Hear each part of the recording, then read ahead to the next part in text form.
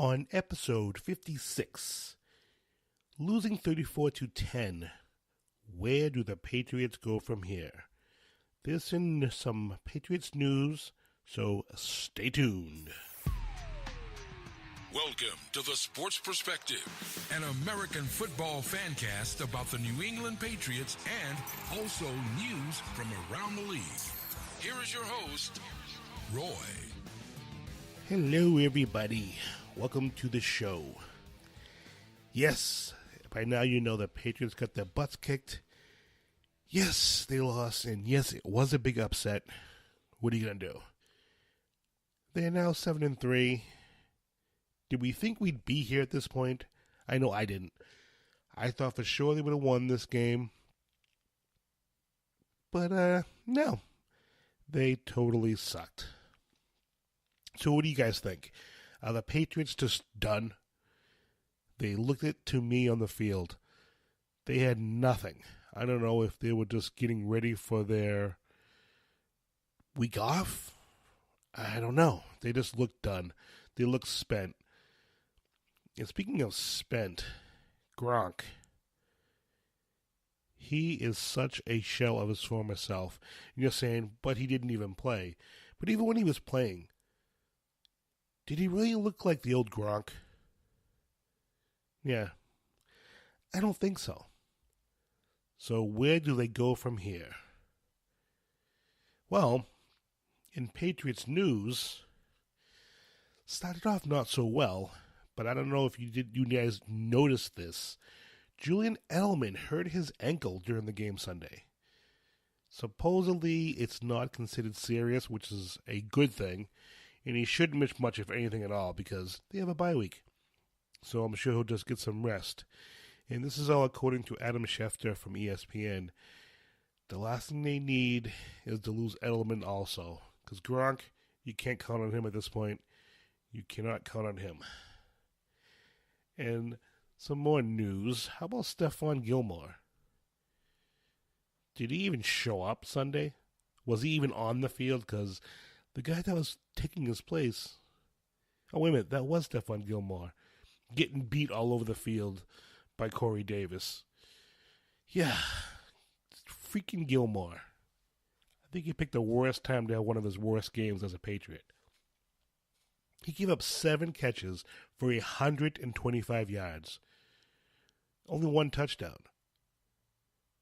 But when I was watching the game, it looked like Corey Davis had like 30 catches for 300 yards and 5 touchdowns. He just was all over the field. And Gilmore just could not cover him. Yeah, and it came out later that Gilmore was fighting a cold. Blah, blah, blah. The money he's getting paid, fight through it. Boo-hoo. Be a tough player. You still gotta try. How about trying a little harder? With the money you're being paid, he needs to be a captain, or at least a team leader. Come on, dude, show up. Show up and play. And speaking of showing up and playing, how about LaAdrian Waddle? He is the Patriots' best backup. Yeah. If he's your best offensive lineman or tackle as a backup, you're screwed. This guy sucks. He sucks beyond sucking. He is not good. It seems every time he's in the game, and especially on Sunday, he got ran over, ran through, ran around. He just should not be on this roster. I'd rather the Patriots just drop him, go sign some schmuck off the street. At least you know what you got.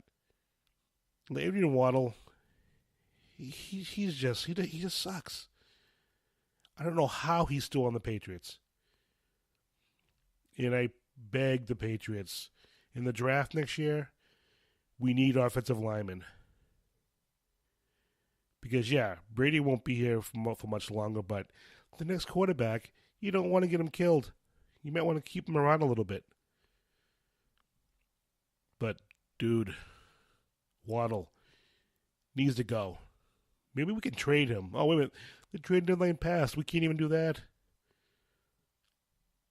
And what would his trade value be? Could we even get a player or a draft pick? Would anybody want him? At this point, I would trade him for a bunch of jock straps. He just sucks. We need to get rid of him. He needs to go. And yes, back to the Patriots, who lost 34-10, which I thought it would be the other way around. They got upset, and it was a very big upset bottom line. They shouldn't have lost this game, even though it was in Tennessee. They got their butts hammered. They got slammed. They should have went to Tennessee and just whipped the Titans. Yeah, I know I'm a Patriots fan, but still, they should have beaten the Titans. The offense on the Titans was ranked 30th going into this game. Bottom line, they were ranked 30th. They were 30th in almost all offensive categories. And I guess the announcer said during the game that Mariota was wearing a glove, but he decided to take it off. And since he's been doing that, he's been feeling a lot better with his throwing arm, blah, blah, blah. Yeah, great. Well, the Patriots made him look like Brett Favre out there. Well, no, not really, but you get my gist. It just wasn't good. They made him look really good. Now, I'm a Mariota fan. I love Mariota. But he's not that good yet. He shouldn't have given up, scored 34 points. Shouldn't have happened. Oops, sorry about that. Some things popping up on my screen. This is definitely one of the worst losses the Patriots have had in a long time. Without question. Without question. They have 73 on the season. And this is a big thing that could actually hurt them getting the number one seed. Because Kansas City, who it looks like at this point is probably going to the Super Bowl unless something crazy, ridiculous happens. We got to hope for the number 2 seed. That's your best bet. Now, Miami Dolphins, they're 5-5. They're no real threat. So we should win the division. Miami's 5-5, Buffalo's 3-7, and the lowly Jets, who are tied with Buffalo for last place at 3-7. So the Patriots, they get the division. There's no way they're not going to win the division. Unless they get some major injuries, they're going to win the division. Only thing I can see happening is if Brady cuts his finger off, slicing an avocado or something, which could happen, but who knows. Getting to the playoffs, let's see what happens. I think that's going to be where the Patriots are going to roll this year. Just get to the playoffs and see what you can do. My problem is Gronkowski. Will he play anymore this season? How much will he play this season? And seeing him on the sideline in regular clothes just made me wonder, is he done? Will he play any more this season with that back injury? How much will he play, and will he even be effective?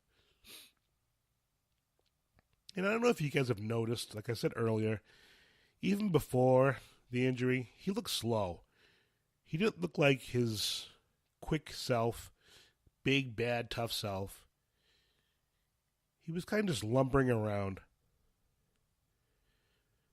If you don't believe me, look up something on YouTube. He just looks like a guy who's just kind of there. Like he's just kind of there running uphill through quicksand. Like he's just like, I don't want to do this anymore. He just doesn't look like the same old Gronkowski. He just doesn't. Is it his back? Is there something else physically going on with him?